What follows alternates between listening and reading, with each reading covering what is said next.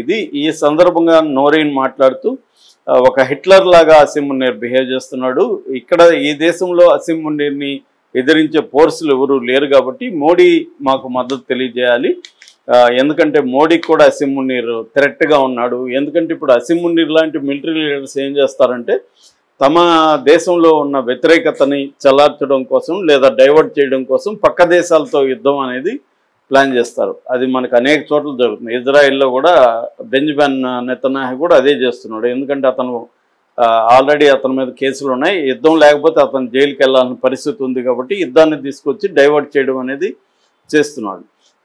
Even Putin కూడా అంతే. Putin బతుకున్నంతకాలం పుతినే ప్రెసిడెంట్గా ఉండాలనేది పుతిన్ ప్లాన్. అలాగే ఇప్పుడు అసీం మున్నీర్ కూడా అందుకనే ఇండియాతో కావాలనే యుద్ధానికి కాలు దువ్వి డైవర్ట్ చేయడానికి అసీం మున్నీర్ ప్లాన్ చేస్తున్నాడు. అసీం మున్నీర్కి ట్రంప్ సపోర్ట్గా ఉన్నాడు. సో ఈ నేపథ్యంలో ఇప్పుడు మోడీ ఏం చేస్తాడు అంటే మోడీ డైరెక్ట్గా ఓపెన్గా ఈ విషయాల్లో తలదూచుకుపోవచ్చు, కానీ ఇండైరెక్ట్గా ఇటు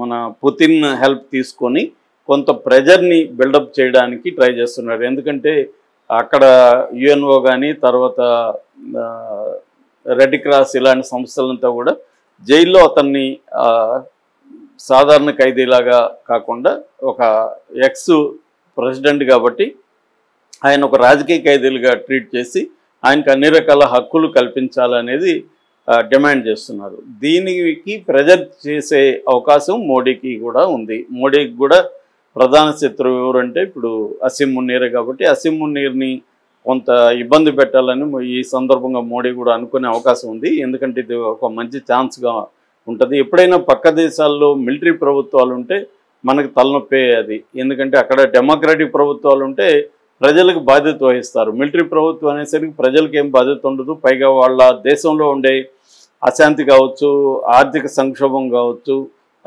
మానవ హక్కుల ఉల్లంఘన కావచ్చు, దీనివల్ల డైవర్షన్ కోసం ఇండియాని కెలకడం, ఇండియాలో టెర్రరిస్ట్ యాక్టివిటీలు చేయడం తనకు తెలుసు క్లియర్గా. ఇండియాలో టెర్రరిస్ట్ యాక్టివిటీలు చేస్తే ఇండియా వారికి సిద్ధమవుతుంది, ఇది మనకు హెల్ప్ అవుతుంది అన్న ఒక యాంగిల్ నుంచి అతను ప్లాన్ చేసుకుంటున్నట్టుగా మనకు కనబడుతుంది.